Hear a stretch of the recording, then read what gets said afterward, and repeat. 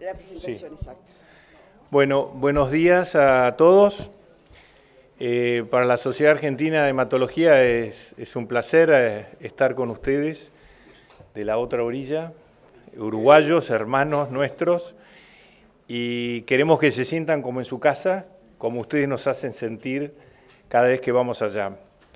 Así que esto es la continuación de una relación que creo que se ha oficializado con esta reunión de hoy y que esperemos que las dos sociedades puedan trabajar en conjunto en el futuro y en forma fructífera. Así que, Adriana, te invito también a decir unas pequeñas palabras. Bueno, nosotros también agradecer que nos hayan recibido e invitado en su casa. Es un honor haber venido y, como acaba de decir Miguel, esperamos que sea la primera de muchas reuniones de intercambio entre las dos sociedades, que según me decía mi historiadora, la doctora Caneiro, hubo algunas reuniones allá por el 82, que después se fueron dejando de lado, pero bueno, que las retomemos y con buen viento. Muchas gracias. Gracias. Bueno, podemos dar comienzo a la primera reunión.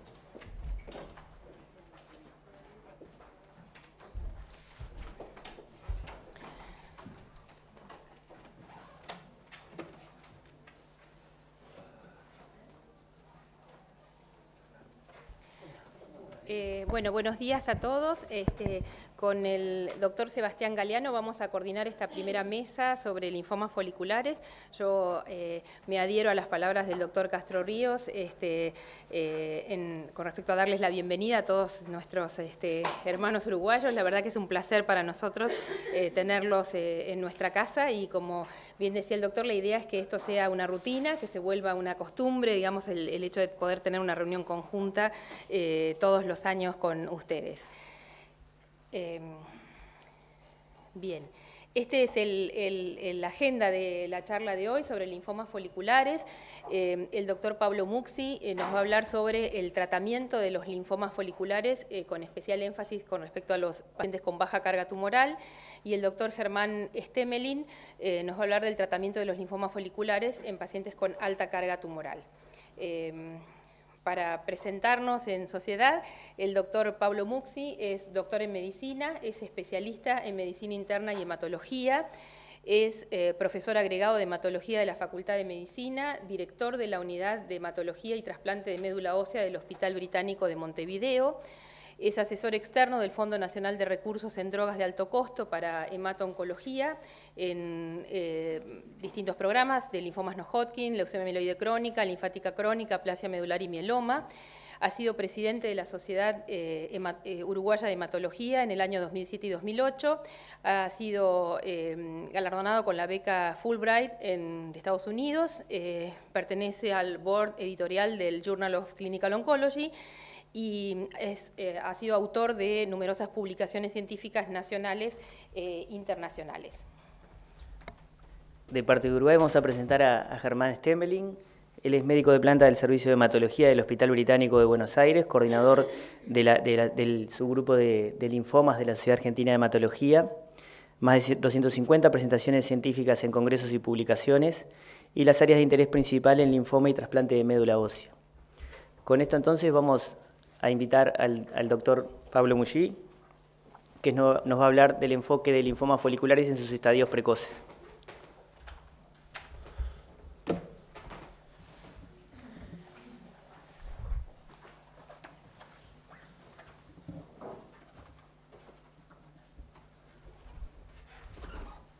Buen día, gracias por la invitación. Estoy de acuerdo que estas reuniones son importantes para todos nosotros. Y hablamos con Germán un poco y dividimos el tema, como ustedes vieron, en baja y alta carga tumoral. Vamos a hablar 15 minutos, 20 minutos de este tema y después rápidamente vamos a mostrar la experiencia de cada uno de los países en estas patologías. En los linfomas foliculares, como ustedes saben, en la clasificación de la OMS del 2008, creo que este año vamos a dar la nueva clasificación, forma parte de las neoplasias de células B maduras. En la clasificación tenemos los indolentes para los grados 1 y 2 y agresivo para el linfoma folicular grado 3, esto después vamos a tener algún detalle más. En lo que se refiere a la incidencia, es el segundo linfoma en frecuencia. En nuestro país, en un estudio realizado por la doctora Hualco, más o menos el 90% de los linfomas en este trabajo de 400 y algo de linfomas en Uruguay, el 90% son B, y dentro de ellos el 28% eran linfomas foliculares. Son 400 y algo de linfomas consecutivos estudiados ya hace unos años. El 45% difusos de grandes células B y el 7% manto. Y esto es importante, porque si tomamos estas cifras, el 80% de los linfomas hoy están cubiertos, por ejemplo, por el Fondo Nacional de Recursos en lo que se refiere al rituximab. Para el pronóstico ustedes conocen el FLIPI, que fue hecho ya por Solal Seligny previo a la etapa de la inmunoquimioterapia, y lo que se llama el FLIPI-2 en la etapa de la inmunoquimioterapia, tomando en cuenta la edad, la hemoglobina, el tamaño de los ganglios, la beta-2 microglobulina y el compromiso sí o no de médula ósea. Como les dijimos, hay distintos grados histológicos, los grados 1 y 2 claramente indolentes, y el grado 3, en el cual hay más de 15 centroblastos, si es difuso o no esta presentación de células grandes, lo divide en 3A y 3B, con distinta importancia desde el punto de vista terapéutico y pronóstico. Este trabajo, publicado en el 2012, diferenció claramente lo que era el 3A del 3B. El 3A, si bien lo tratamos habitualmente como un linfoma agresivo, tiene el mismo pronóstico que los linfomas indolentes 1 y 2. Mientras que en el 3B hay un grupo de pacientes que más allá de los 5 años no recaen y tienen un comportamiento como un difuso a grandes células B. A veces además es difícil diferenciar qué enfermo tenemos cuando es un 3B, si es un difuso a grandes células B, si es un folicular transformado, y hace más difícil todavía la ecuación. Cuando nosotros tenemos que definir el tratamiento de uno de estos pacientes, tenemos que evaluar al paciente y ver qué objetivo terapéutico queremos lograr. Y esto en los linfomas foliculares se da una situación muy particular. Tratamos los estadios precoces 1 y 2 y de repente no tratamos los estadios avanzados 3 y 4 con baja carga tumoral. Y el motivo de esto es el objetivo terapéutico. En un 1 y 2 tenemos una chance de cura, mientras que en un 3-4 no tenemos una chance de cura. Y es distinta la posición que tiene que tener el médico frente a una enfermedad maligna, indolente, sin chance de cura, que una enfermedad maligna con chance de cura. Y esto se define, el objetivo terapéutico, de acuerdo al grado histológico del paciente, de acuerdo al pronóstico, incluyendo el estadio, de acuerdo a lo que quiere el paciente y sus estados comórbidos. Fijado el objetivo, hay que tomar la decisión terapéutica de cuándo tratarlo. Y la primera pregunta ¿es la curación posible en este paciente?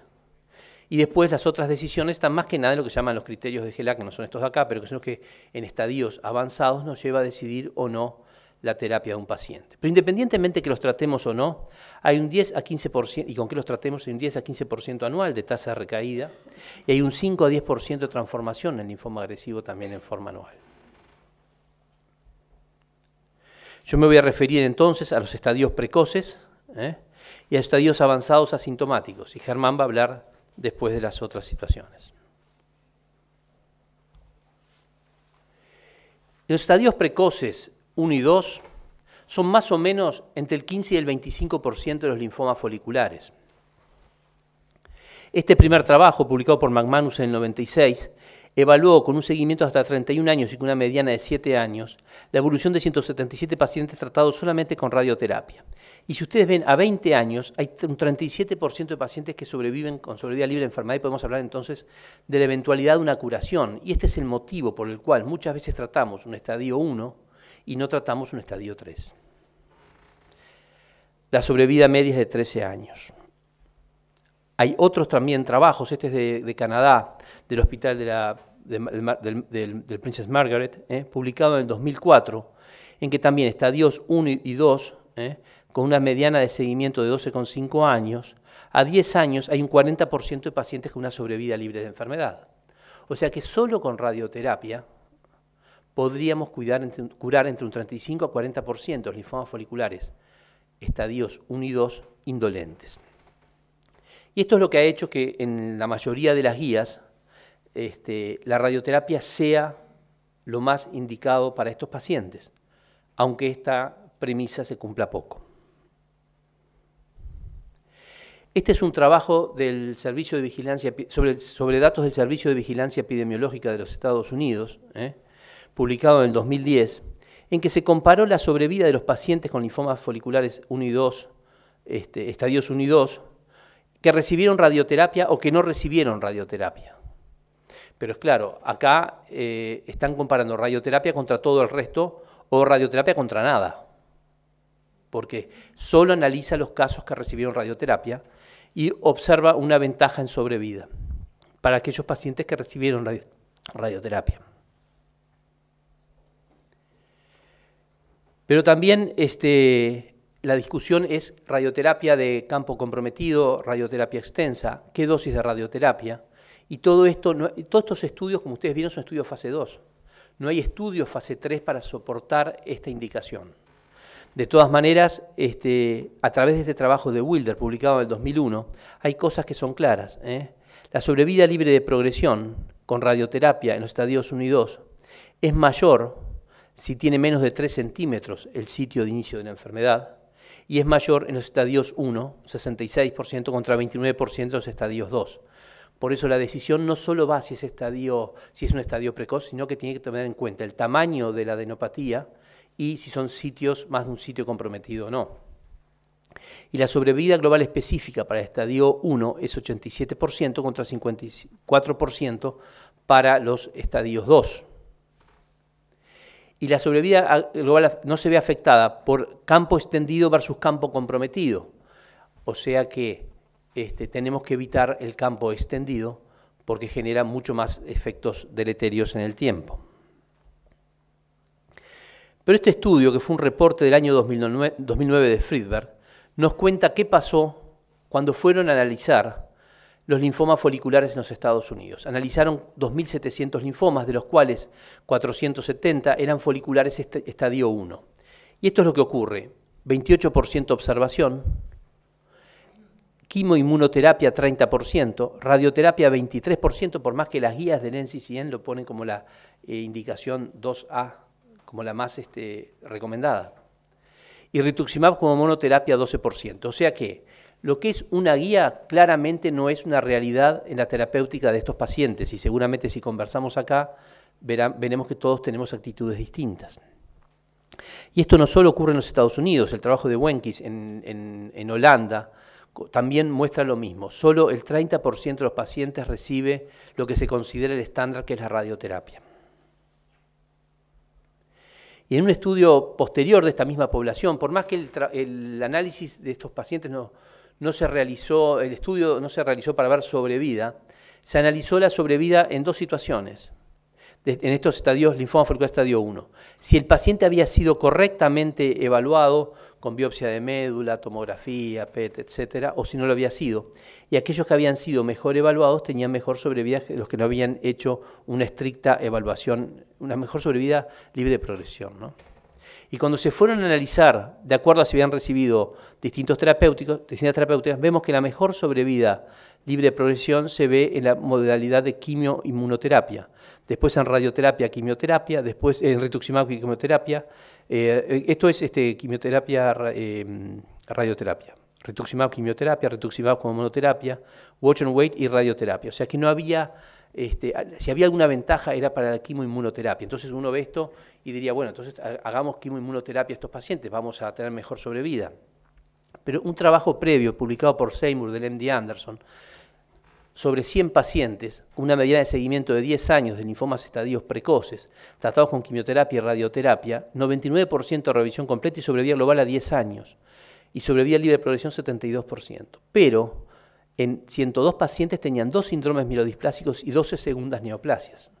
La radioterapia se acompaña de segundas neoplasias y tiene que ser tenido en cuenta en patologías indolentes con larga sobrevida, incluso sin tratamiento. Entonces podemos decir que la radioterapia es el estándar para estos pacientes. La radioterapia puede obtener un 40% de cura, y la asociación de quimioterapia y radioterapia, si bien tiene mayor remisión completa y mayor sobrevida libre de progresión, tiene mayor número de segundas neoplasias. La estadificación debe de ser confirmada por PET-CT cuando la radioterapia se indica con un fin curativo. Yo voy a tratar a un paciente solo con radioterapia porque tiene un estadio 1, es en esa situación en que en el linfoma folicular el PET es mandatorio para demostrar que realmente es un estadio 1. En el futuro, si va a ser la radioterapia, con la cual evidentemente el cuerpo médico no se siente confortable, solo el 30% cumple esto, no lo sabemos. ¿Qué va a pasar cuando hagamos radioterapia más rituximab? Ahí no tendríamos segundas neoplasias. ¿Qué va a pasar cuando hagamos vacunas o nuevas drogas? Todos conocen el ibrutinib, el idelalisib, el ABT-199 como anti-BCL2, los nuevos anticuerpos monoclonales anti-CD20, etc.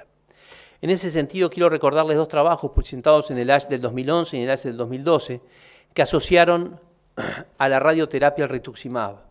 El trabajo de Ruella demostró que la radioterapia más rituximab era más efectiva que la radioterapia solo con estudios históricos. Y lo mismo demostró el estudio de Herford, que es de Alemania, del grupo alemán de linfomas, en que también hicieron rituximab primero y radioterapia después, y obtuvieron mejores resultados de sobrevida que los resultados históricos. Sobre el PET, recordar que tiene valor en la estadificación, en estadios precoces, que puede ser utilizado el diagnóstico para confirmar estadios localizados, y así lo dicen las guías del ESMO. Y también tenemos que saber que el linfoma PET es menos sensible que la biopsia de médula ósea y que no debe ser tomado en consideración para ver si hay enfermedad en la médula ósea y que el estudio de médula ósea tiene que seguir realizándose. Y que al final del tratamiento tiene un valor predictivo de sobrevida, pero en general no tiene un valor predictivo de conducta. Si nosotros tratamos un linfoma folicular y al final del tratamiento tiene un PET positivo en algún ganglio abdominal, no quiere decir que tengamos que seguir tratándolo porque es una enfermedad indolente. Es distinto a lo que ocurre en los linfomas difusos de células B, que un PET positivo nos obliga a ser activos, nos obliga a confirmar si ese PET positivo es enfermedad y de acuerdo a eso actuar. ¿Qué pasa en los estadios 3-4 asintomáticos? Acá la cosa aún es más confusa. El primer trabajo que quería mostrarle es el trabajo clásico de Ardeshna del 2003, en que comparó observación contra clorambucil en estadios 3-4 asintomáticos y demostró que el uso de clorambucil no alteraba la curva de sobrevida global de estos pacientes. Sí, por supuesto, teníamos mejor remisión completa, era obvio, clorambucil versus nada, y vamos a tener mayor número de remisiones completas. Y tenemos sí un retraso terapéutico de 2,6 años con respecto a esperar. Pero fíjense, en los mayores de 70 años con linfoma folicular 3-4 asintomático, el 40% nunca recibe un tratamiento. Entonces estaríamos exponiendo a un 40% de los pacientes al clorambucil cuando en realidad no iban a requerir nunca tratamiento. Esto motivó que el watch and wait fuera lo estándar para estos pacientes. Ahora después, en el año 2010, el mismo Ardeshna comparó en los linfomas foliculares avanzados asintomáticos watch and wait con rituximab solo 4 semanas y rituximab 4 semanas y un mantenimiento por 24 meses. Esta rama la cortaron cuando salió el resultado del PRIMA y dejaron solamente la rama de watch and wait y la rama del rituximab más mantenimiento. Y observaron que en tiempo al próximo tratamiento, en el watch and wait era de 3 años, aproximadamente algo similar a lo que había mostrado el trabajo previo de Ardeshna versus clorambucil, y a 4 años de seguimiento no se había alcanzado para rituximab más mantenimiento. Pero tampoco se analizó claramente lo que era el rituximab solo. Y esto es importante porque esto se logra exponiendo al paciente a 24 meses de rituximab. Los efectos secundarios son pocos, lo sabemos, pero todos hemos tenido algún enfermo complicado con rituximab y además tiene un costo económico importante. En lo que se refería a sobrevida libre de progresión y sobrevida global, no había 3 años de diferencia de sobrevida global en ninguna de las 3 ramas, y sí había una ventaja de sobrevida libre de progresión para el tratamiento con rituximab. Pero esto quedaría muy en discusión después cuando analicemos el trabajo RESORT. Como conclusión podemos decir que el rituximab mejora el tiempo al próximo tratamiento y la sobrevida libre de progresión, de acuerdo a este abstract presentado en el 2011, comparado con watch and wait, pero sin cambios en sobrevida global. Pero hay preguntas para hacerse. ¿Esto es suficiente para indicar un tratamiento? ¿Qué pasa con rituximab solo 4 dosis? ¿Es necesario exponer al paciente a los 2 años de rituximab? En este abstract no había un estudio de valoración de calidad de vida y no había una evaluación fármacoeconómica de esto. Este año en el Lancet el mismo Ardenstad publicó el final de este estudio. Para estos pacientes, estas son las poblaciones, de repente no se ven bien, pero eran comparables, las tres poblaciones, watch and wait, rituximab y mantenimiento. Y vemos que la sobrevida, la remisión en los casos de watch and wait son muy pocas, naturalmente, porque hay algunos pacientes, la teoría del wax and wane, del linfoma folicular, ocurre, o sea que algunos pacientes retroceden espontáneamente, y naturalmente la respuesta en inducción y en mantenimiento era igual al principio y después era mayor en los que recibían mantenimiento. Pero si vamos a las curvas, esta es la curva de esto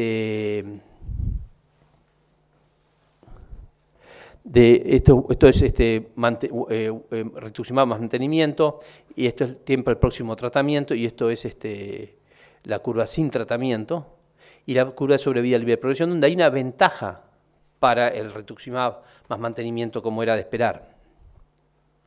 Pero si vamos a sobrevida global y tiempo a la transformación histológica, es lo mismo haber hecho rituximab que haber observado al paciente. Y si comparamos lo que yo les decía, los pocos pacientes que hay en la rama que solo recibieron rituximab, vemos que las diferencias con los que recibieron mantenimiento no son muchas. Y eso nos vuelve a hacer preguntar lo mismo. ¿Es necesario el rituximab 4 semanas y después 2 años de mantenimiento? Y esto no fue analizado. Pero sí se presentó en este trabajo publicado en Lancet un análisis de calidad de vida. Y nos dicen que no hay reducción en calidad de vida por infusión de rituximab, que fue lo primero que fueron a buscar. Si el rituximab generaba un cambio en la calidad de vida deleterio en el paciente. Hubo 8 casos de infección grado 3 en el grupo con mantenimiento, no había diferencias en segundas neoplasias, pero sí vieron que en lo que se refería a la ansiedad y la escala de depresión, había una mejor adaptación al diagnóstico y menor ansiedad en el grupo que recibió mantenimiento. Entonces decían que el impacto mayor de rituximab en inducción y mantenimiento durante 2 años en los pacientes foliculares en estos estadios era un sentirse psicológicamente mejor, una sensación de que se estaba haciendo algo frente a una enfermedad maligna. La pregunta es, ¿el bienestar psicológico se debe intentar con tratamientos oncoespecíficos? ¿O es responsabilidad del médico? Yo entiendo que la calidad de vida del paciente es importante y tenemos que buscarla, pero ¿es el tratamiento con rituximab la forma de tratar la ansiedad del paciente? El estudio RESORT lo que hizo, comparó linfoma folicular con baja carga tumoral, les hizo una inducción con rituximab y los randomizó a mantenimiento o a rituximab en retratamiento. Y a 3 años, el 95% y el 86% sin diferencia significativa seguía sin necesidad de tratamiento citotóxico. El propio doctor Kahl en el ASH presentó este esquema sobre el tratamiento de linfomas foliculares con baja carga tumoral, en lo cual básicamente plantea en los menores de 70 watch and wait y instituir rituximab más quimioterapia si desarrolla alta carga tumoral y considerar el rituximab en aquellos pacientes que uno sospecha que pueden progresar. Y en los mayores de 70 watch and wait, considerar el rituximab, y si hay enfermedad estable, continuar en watch and wait, y apenas progresa, y antes de tener una carga tumoral alta, iniciar rituximab como monodroga. Entonces la pregunta en los estadios 3-4 asintomáticos es watch and wait versus rituximab más rituximab y rituximab en recaída o rituximab y mantenimiento. Esto todavía no está zanjado, es un tema a discutir. Y después, con las nuevas opciones terapéuticas, lo mismo. ¿Qué va a pasar cuando tengamos la terapia libre de quimioterapia?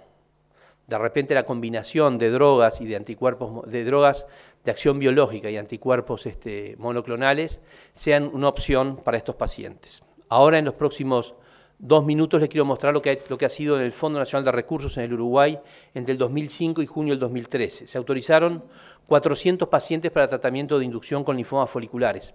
Nosotros tenemos una población que es 12 veces más chica que la de ustedes, o sea que si multiplicamos por 12, más o menos acá serían unos 5.000 pacientes. 31 recibieron más de una inducción, o sea que vinieron por segunda vez a inducción con rituximab, y 369 pacientes recibieron una inducción. La edad media es de 57 años, sexo masculino 49.8, 55% de Montevideo, 77% de procedencia de hospitales o servicios privados y 20% de hospitales públicos, 22%. Esto habla de una asimetría que debemos corregir. Se autorizaron 400 tratamientos, foliculares grados 1 y 2 eran 303, en primera línea 219 y foliculares grado 3, 97, en primera línea 76. Si analizamos la sobrevida total de los linfomas foliculares, o sea que acá pongo grado 1, grado 2, grado 3A y 3B, tenemos que a 5 años una sobrevida global del 79%, con una mediana de seguimiento de 46 meses. Si vamos a la sobrevida, que es lo que más nos interesa, que es la sobrevida global de foliculares grados 1 y 2 en primera línea tratados, a 5 años es del 79%, con una mediana de seguimiento de 47 meses. Esto está bastante próximo al trabajo de Marcus, que en el CBPR tiene una sobrevida similar. Después, si los diferenciamos de acuerdo al FLIPI, claramente diferencia las tres posiciones en este grupo de 217 pacientes con bueno, intermedio y alto FLIPI. Con mantenimiento, hace 2 años empezamos el mantenimiento en el Fondo Nacional de Recursos, ya van 84 pacientes que iniciaron el mantenimiento, de ellos había 63% en remisión completa y 36% en remisión parcial. Recibieron el mantenimiento luego de una inducción el 77% y después de otras líneas el 22%. Si tomamos la sobrevida de los pacientes es prácticamente el 100% porque pocos son los pacientes que han completado a esta altura los 2 años de mantenimiento, o sea que esto no se puede evaluar. Y si bueno, esto es más o menos lo mismo. Bueno, queríamos mostrarle entonces lo que es la experiencia uruguaya sobre estos 400 pacientes. No era mi tema hablar del linfoma folicular en estadios avanzados, pero era la experiencia que teníamos. No tenemos datos sobre pacientes en estadios precoces. Muchas gracias.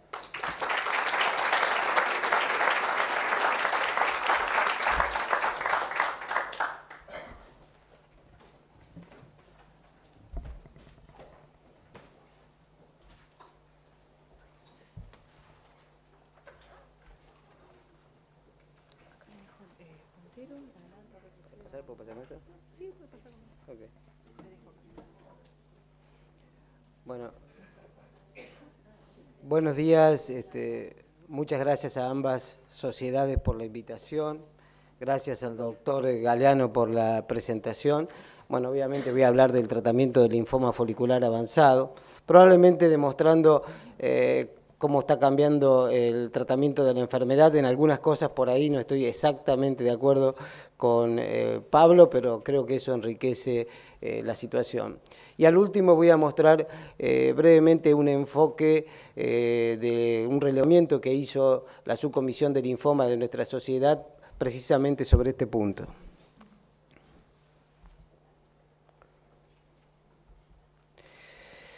En los últimos algo más de 10 años me ha tocado en muchas oportunidades presentar este tema y cuando uno revisa presentaciones pasadas se hace bastante evidente cómo ha ido cambiando el paradigma del linfoma folicular avanzado, de un tratamiento entallado, prácticamente hecho a medida, a un tratamiento hoy mucho más consolidado, con inmunoquimioterapia, mantenimiento, etc. Pero al mismo tiempo, preguntas que creíamos que ya estaban respondidas, de acuerdo a mi opinión, merecen ser reformuladas, repensadas, y un poco organicé la charla intentando contestar o pensar estas preguntas, asumiendo que para la mayoría de ellas existe una suerte de respuesta oficial, que de hecho la hay, a la cual la mayoría estamos de acuerdo y que están volcadas en las guías de la NCCN, las guías de la ESMO, incluso nuestras propias guías de la Sociedad Argentina de Hematología. Empezando, la primera pregunta es ¿cuándo iniciar el tratamiento? Y ya lo dijo Pablo, cuando se cumplen criterios de tratamiento. Él habló de pacientes sintomáticos. Los criterios de tratamiento son diferentes, pero seguramente los más invocados son los criterios Guelph, que dividen a los pacientes en aquellos que tienen baja masa tumoral, de los que tienen alta masa tumoral, y para los que tienen baja masa tumoral la recomendación es clara, watch and wait, y a esto se le asigna en guías una categoría 1 de evidencia. Los que me conocen saben que miento si digo que no tengo conflictos de intereses para declarar, sí los tengo. De hecho, soy miembro del Advisory Board de la AACSG, pero así como yo reconozco esto, creo que el grupo Guelph debería reconocer que ya desde hace muchos años habían presentado que los pacientes con baja masa tumoral claramente tenían una mejor expectativa de sobrevida que los pacientes con alta masa tumoral. Entonces la pregunta obvia que uno se hace es ¿por qué debo esperar que los pacientes pasen de baja a alta masa tumoral para recién empezar a tratarlos, cuando, como vamos a ver, más del 80% de los pacientes hacen efectivamente este switch? Los de la AACSG nos reunimos por lo menos una vez por mes para pensar diferentes argumentos en contra de los criterios Guelph. El último que se nos ocurrió fue comparar dos estudios que mostró Pablo. El primero es el trabajo de Ardeshna, que ha sido por fin publicado este año. Como él dijo, trata a pacientes con baja masa tumoral, o sea, pacientes que no tenían criterios de tratamiento, y en definitiva son dos ramas, observación versus mantenimiento, y en ambos una inducción con rituximab por 4 dosis. Y el segundo estudio es el conocido estudio PRIMA, de Gilles Salé, que lleva a la aprobación del mantenimiento en 2011, y en este caso, por el contrario, lo que se trata son pacientes con alta masa tumoral, y se los trata bien, con inmunoquimioterapia R-CHOP en más del 75% de los casos. Luego también se los randomiza a observación versus mantenimiento por 2 años.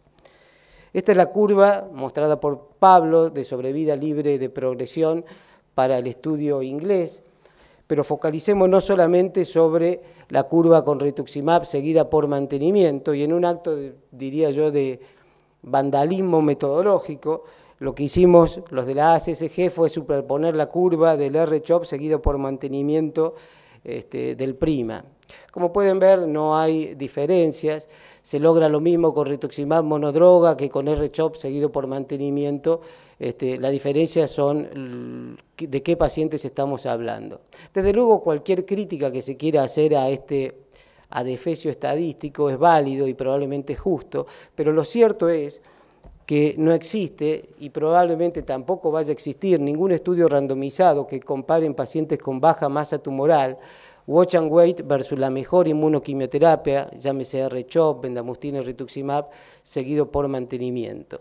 Y entonces, ¿en qué se basan las guías para decir que tenemos evidencia clase 1? Se basan, por ejemplo, en el trabajo que mostró Pablo del 2003 de Ardeshna, clorambucilo versus watch and wait, o pentostatin versus watch and wait. O sea, no tenemos evidencia en la era del rituximab. Creo que esto debe seguir siendo pensado. La segunda pregunta es ¿cuál es el objetivo de tratar? Y la respuesta oficial de guías es alcanzar la mejor respuesta por el mayor tiempo posible, obviamente en pacientes que cumplen criterios, postergando así la inexorable recaída, dando por sentado obviamente que la enfermedad es incurable y en cierta medida poniéndonos en la cabeza que la incurabilidad es una característica que tienen las enfermedades, cosa que obviamente no es así. Cada vez son más las voces que se levantan diciendo que el linfoma folicular avanzado es curable, seguramente encabezado por Fernando Cabanillas, que el año pasado presentó esta editorial en JCO. Él simplemente lo que plantea es que el linfoma folicular avanzado era curable incluso antes de la aparición del rituximab, que si no lo sabíamos era porque las curvas que se mostraban siempre eran relativamente tempranas, no había el tiempo suficiente de seguimiento de acuerdo al patrón de recaída de la enfermedad, y que el plató de curación recién se observa más allá de los 5 años, habla incluso de 8 años, muestra diferentes curvas como esta del Bartz, donde creo yo que la mayoría estaría de acuerdo de que esos pacientes están curados.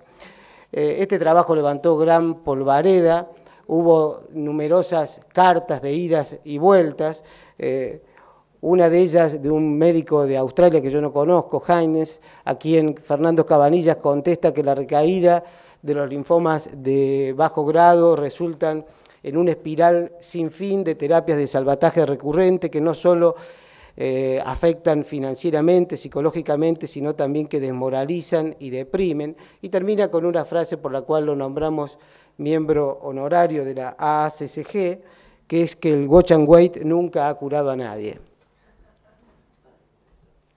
¿Con qué tratar? Bueno, los pacientes que obviamente están en condiciones, la respuesta oficial es inmunoquimioterapia seguida por mantenimiento con rituximab. ¿Pero cuál inmunoquimioterapia?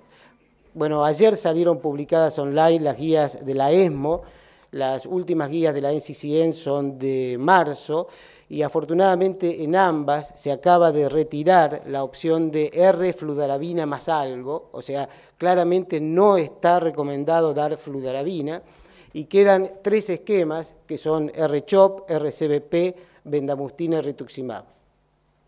Pero entre estos 3 esquemas, las guías dicen a elección del médico tratante. ¿Por qué? Porque no hay estudios que demuestren ventajas en términos de sobrevida. Lo que sí hay son estudios que claramente demuestran ventajas en términos de sobrevida libre de progresión, por ejemplo el PRIMA o el FOL05, que muestra que el R-CHOP es mejor que el RCBP. A mí no me parece un dato menor que un paciente recaiga en forma más alejada o que eventualmente, como dice Cabanillas, no recaiga, dado que, como vemos en esta curva, es imposible, de acuerdo a sus criterios, que se vea el plató. Y el otro estudio que compara inmunoquimioterapias vigentes a la fecha es el conocido estudio STIL. Este es el subgrupo de pacientes tratados con foliculares, donde en un estudio de no inferioridad, Venda-R parece mejor en términos de sobrevida libre de progresión que R-CHOP.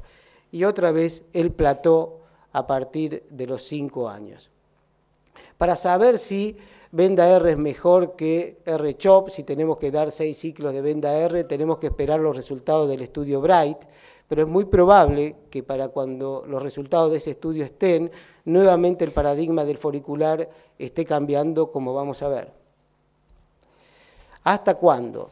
Bueno, esta pregunta hoy aplica en realidad para el mantenimiento con rituximab, pero seguramente en un futuro no muy lejano también va a ser aplicable a los nuevos tratamientos orales que están siendo postulados aparentemente de por vida o hasta progresión. Pero si volvemos al tema del mantenimiento con rituximab, la respuesta de guías es linda, es muy precisa, dice 2 años, no 1, no 3, 2. ¿Y en qué se basa?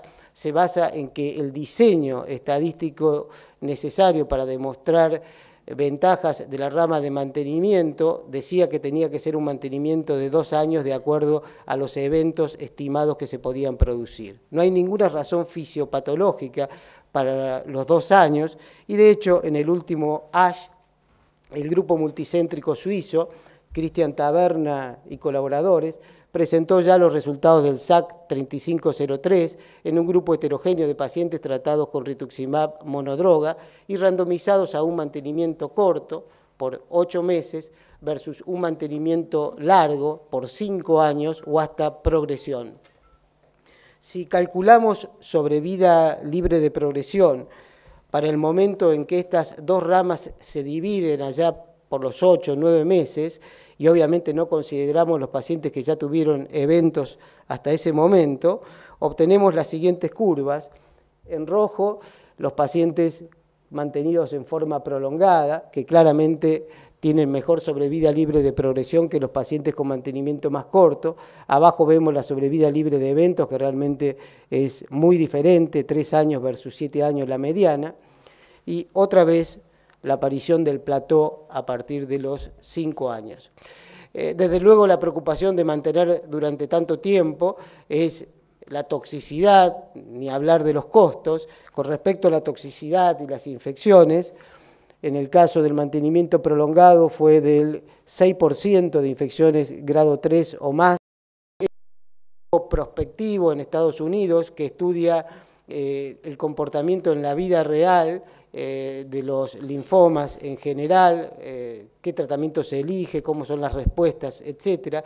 Y el rituximab monodroga es una opción cada vez más elegida en Estados Unidos, sobre todo para pacientes con baja masa tumoral. ¿Espero a los nuevos tratamientos? Bueno, esta pregunta se podría formular mejor. como si avisoro nuevos tratamientos, debo esperar para descargar toda la toxicidad del tratamiento estándar. Quizás el ejemplo sea más claro si pensamos, por ejemplo, en la leucemia linfática crónica. ¿Le debo dar hoy, a la luz de los resultados que ya tenemos con algunas drogas aprobadas, incluso 6 ciclos de FCR? Bueno, nada dicen al respecto las guías, pero muestro, por ejemplo, en el último educacional, Michael Halleck presentó lo que para él son estrategias futuras potenciales para la leucemia linfática crónica, donde afortunadamente propone reducir los ciclos de Venda R o FCR para LLC a 1 o 2 ciclos y luego eventualmente combinar, cosa que no viene al caso en esta presentación, las nuevas drogas.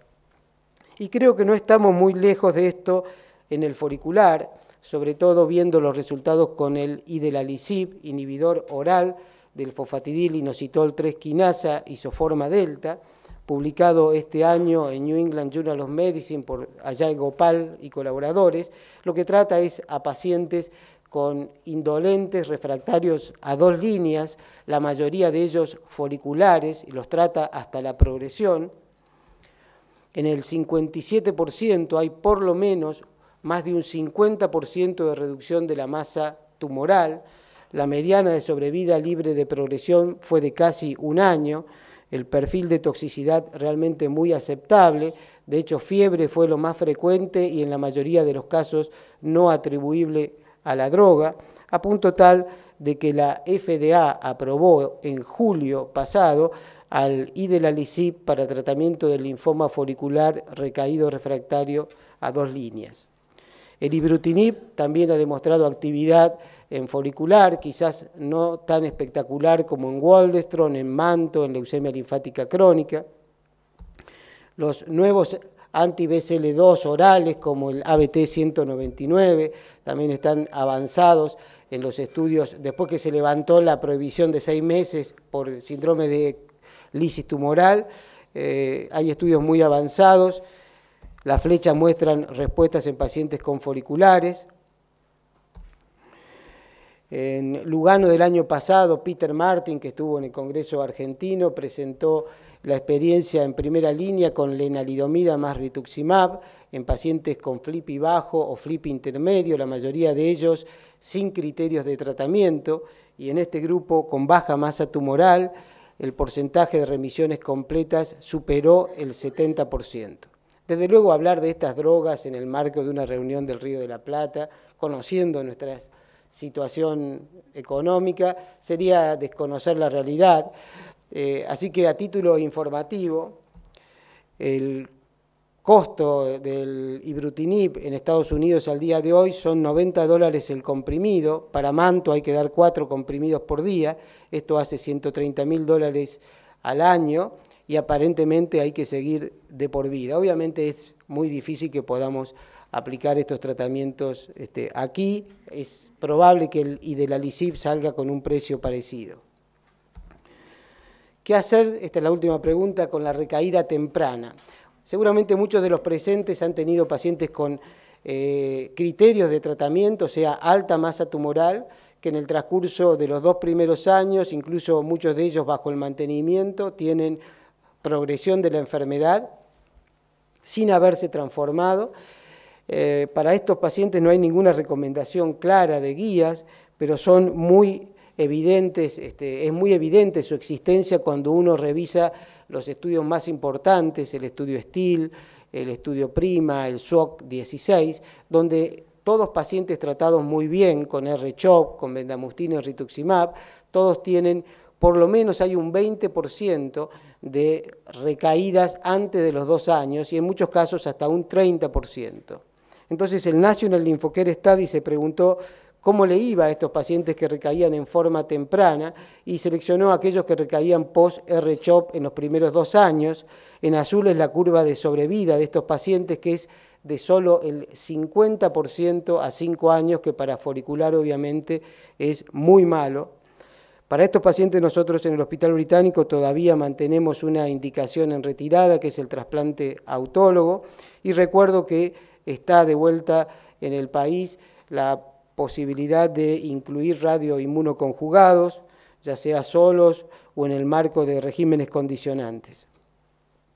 Y lo que decía, al último, mostrar rápidamente el relevamiento que hicimos de la conducta terapéutica al momento del diagnóstico en el folicular avanzado, nuestra subcomisión. Participaron 23 centros.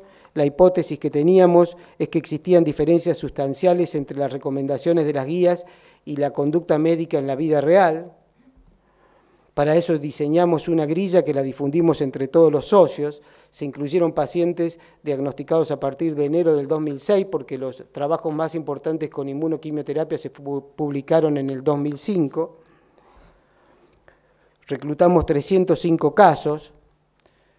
Más pacientes de lo habitual cumplían criterios, quizás habla de cierto retraso a la llegada a la consulta y quizás habla mal de nuestro sistema de salud. Este es el gráfico que responde la hipótesis. ¿Qué hicimos con los 115 pacientes que no cumplían criterios? Pacientes que de acuerdo a guías debían ir a watch and wait. A pesar de eso, a 3 de cada 4 los tratamos con inmunoquimioterapia. La inmunoquimioterapia más utilizada fue R-CHOP, segundo R-CBP.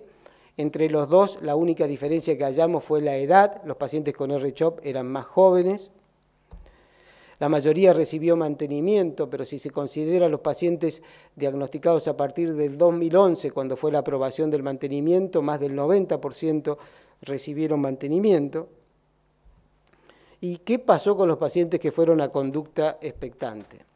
Bueno, con un seguimiento de solamente 1 año y medio, el 60% necesitó tratamiento porque progresó y el 15% estaba transformado.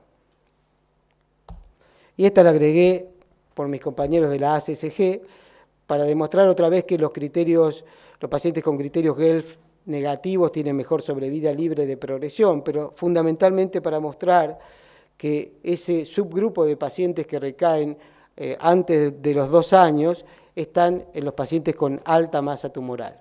Concuerdo con lo que se dijo antes, creo que es muy importante que estas reuniones se repitan anualmente, que se vuelvan un clásico, dado que tenemos tantas cosas en común.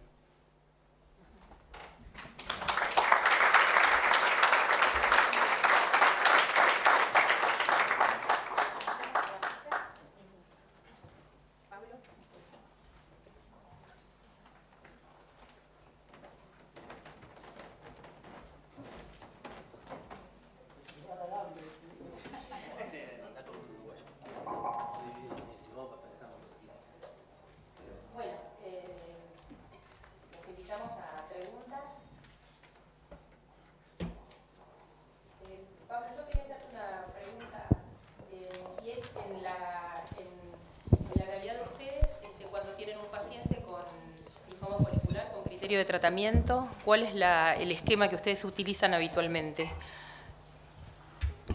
En los linfomas con criterio de tratamiento estadios avanzados. Sí, estadios avanzados. En los 3-4, en general los pacientes pasan a través del fondo porque es quien provee el rituximab. Y son esos 217 pacientes con linfoma folicular grados 1 y 2 en primera línea de tratamiento. Te diría que el 75-80% recibió CHOP rituximab. Bien.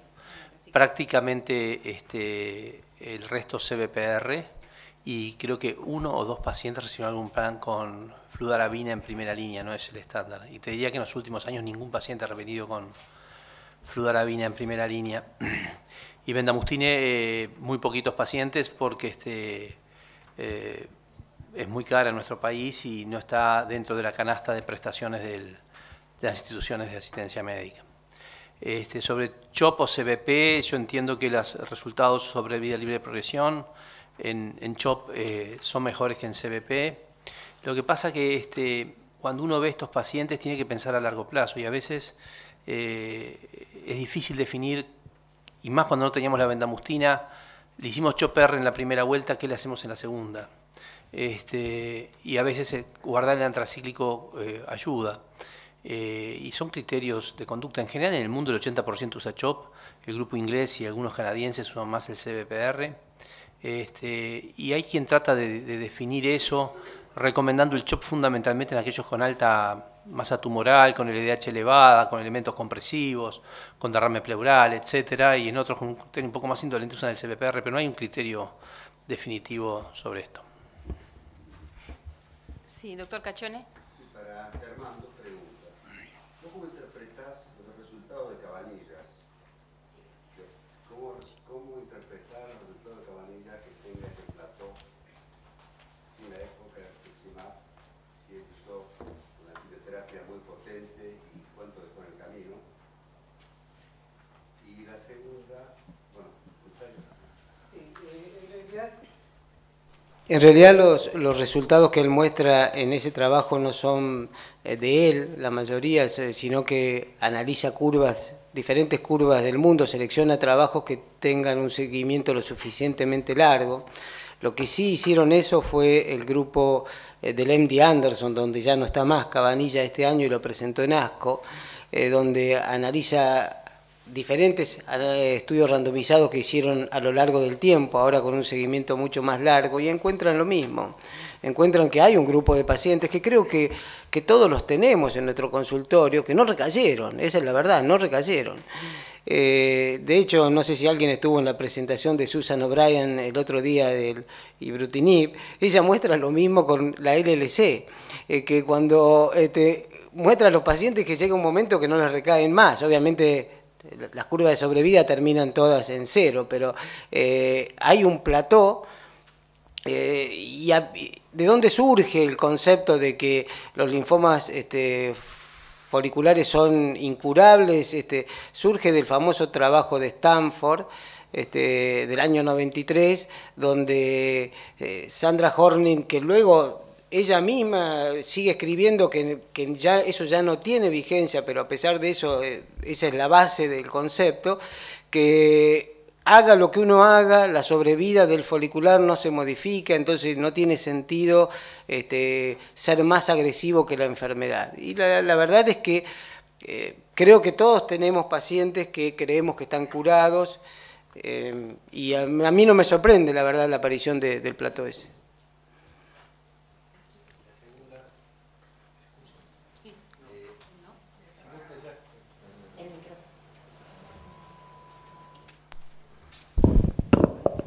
Si vos pensás que tiene espacio el radioinmunoconjugado en el tratamiento de primera línea en los enfermos frágiles, ya que es radiosensible y estamos dando eso, y costo-beneficio comparado con los precios que vos mostraste es bastante beneficioso. No tengo experiencia personal, tengo derivación a quien tiene experiencia, que sos vos fundamentalmente acá en el país, de derivación. Son tratamientos obviamente muy efectivos en algunos pacientes, que compiten con el mantenimiento casi a la par, después de como consolidaciones. Rescatan algunos pacientes, por ejemplo, después de trasplante autólogo, se pueden utilizar dentro del régimen condicionante, como mostré recién en el Z-BIM. Lo cierto es que ha sido difícil llevarlo a la vida real por un problema logístico, y que fue seguramente el motivo por el cual en algún momento se retiró del mercado, ahora vuelve.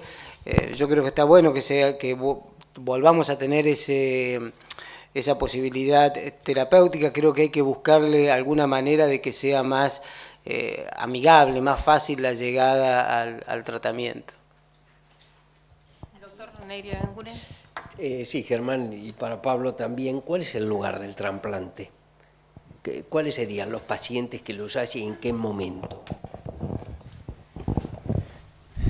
Yo más o menos comparto lo que nos mostró Germán en su presentación. En el Uruguay, el trasplante del linfoma folicular, el trasplante autólogo, está para aquellos pacientes en recaída. Lo que pasa es que para el paciente en recaída tenemos muchas opciones, y depende del tipo de recaída. Tenemos las opciones pueden ser una nueva quimoinmunoterapia más mantenimiento, está demostrado. Tenemos una nueva quimoinmunoterapia y trasplante autólogo, que son las dos cosas más estándar. Y después también tenemos lo que son los radioinmunoconjugados o eventualmente el trasplante halogénico. Nosotros en el Uruguay, creo que es el sentir de la mayoría de nosotros, hay un lugar para el trasplante autólogo en recaída para aquellos pacientes, y yo creo que son recaídas que tienen que cumplir algunos criterios.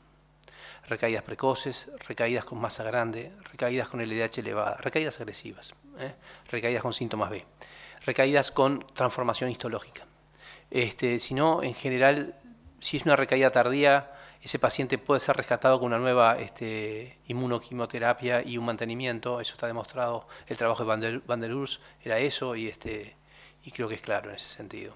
Y sobre esa era creo que era la pregunta, si tú quieres agregar algo. No, coincido 100%.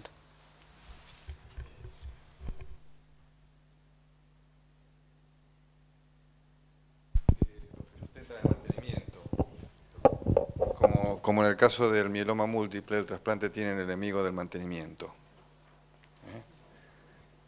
No entendí.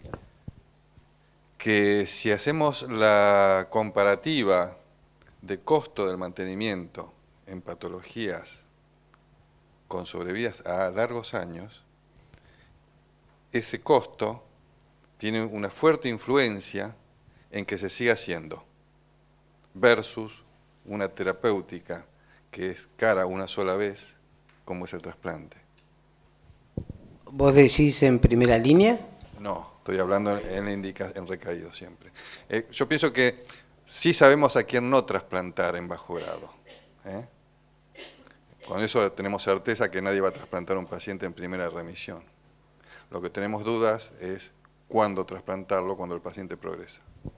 A mí me parece que ya son poquitos los pacientes que estén recibiendo mantenimiento en segunda línea, porque la verdad que el mantenimiento, al menos en nuestro país, se está dando en primera, y si un paciente te recae después de un mantenimiento es difícil que le vuelvas a dar mantenimiento, es más probable, y ni hablar si es temprano la recaída, lo más probable es que optes por una modalidad terapéutica diferente como el trasplante autólogo, o sea... La pregunta es, ¿qué lugar va a tener el trasplante autólogo en estos pacientes que recaen después del mantenimiento frente al Idelalisib, por ejemplo? Yo puedo hacer así un pequeño preguntita rápida, a ver si alguien... Porque a nosotros nos resulta extremadamente difícil los criterios de tratamiento, los famosos criterios GELF, que son los que más se utilizan,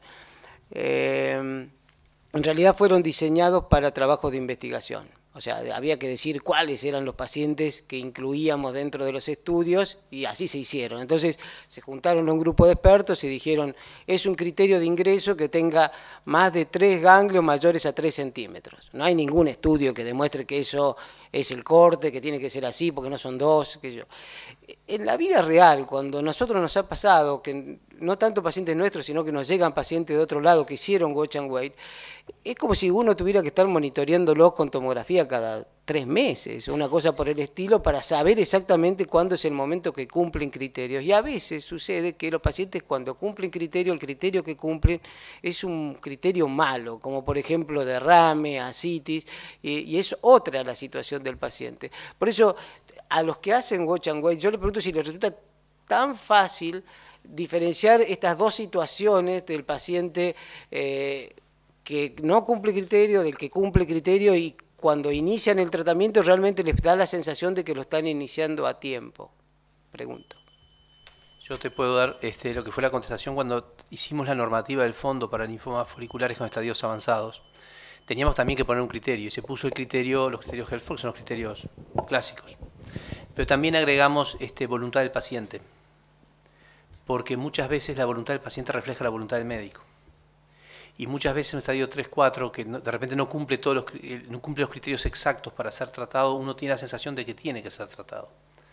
Y en ese caso, dando la opción esa, abrimos un poco la cancha a la decisión del médico. Sí, me parece muy buena la pregunta y creo que debe tener un montón de respuestas. Yo te voy a decir la propia.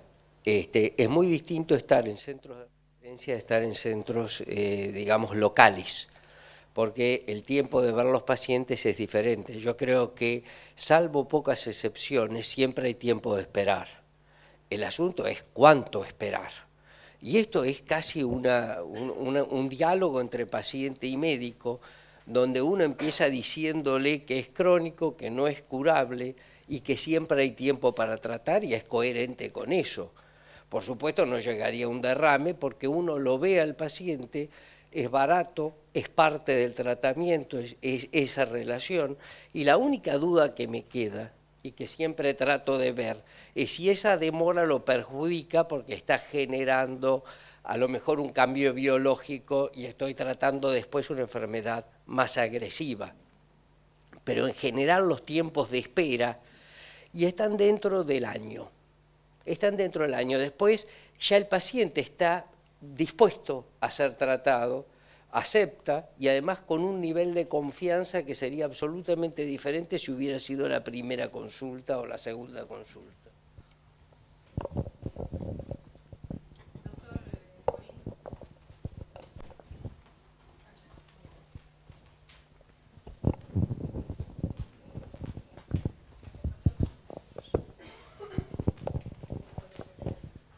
Sí, una pregunta para toda la mesa y una situación especial para Pablo.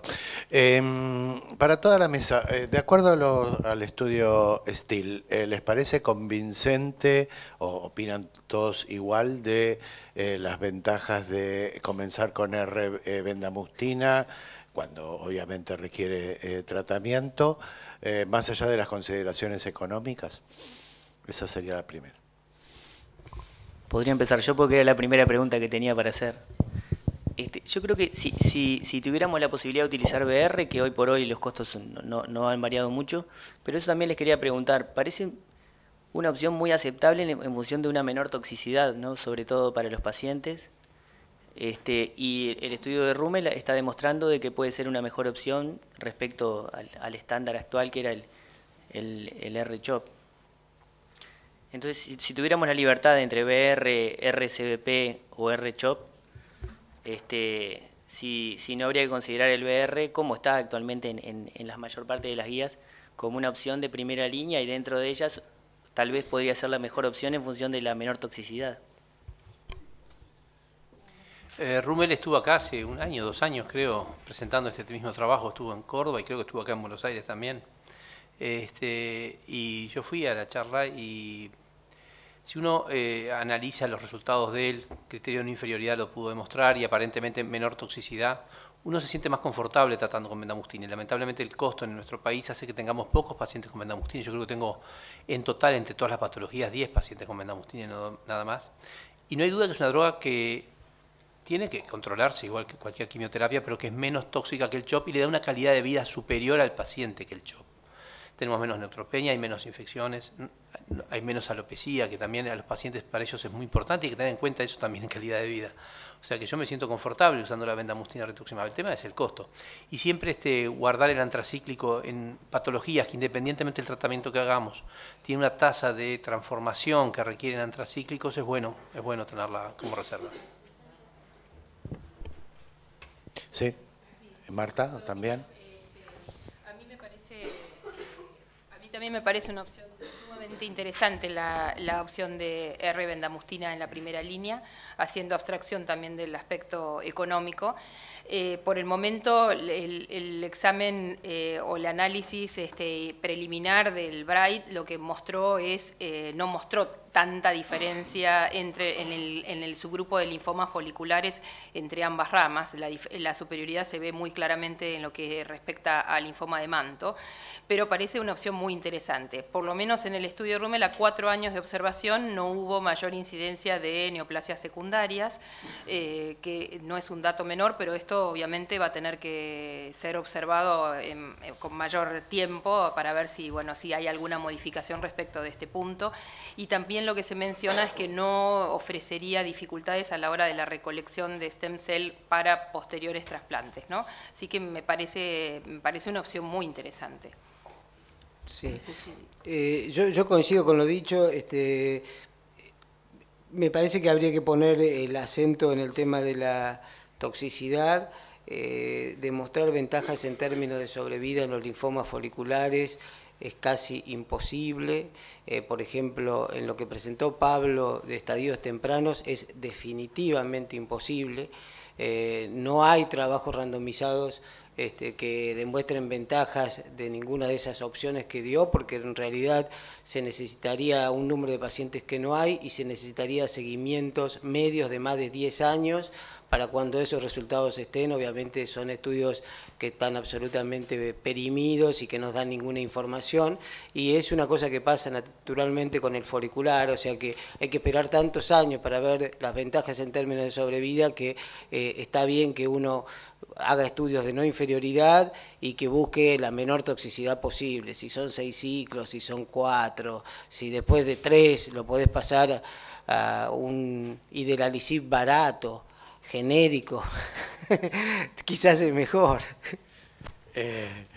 El tema es que el R-Venda en realidad está planeado sin rituximab mantenimiento, ¿no?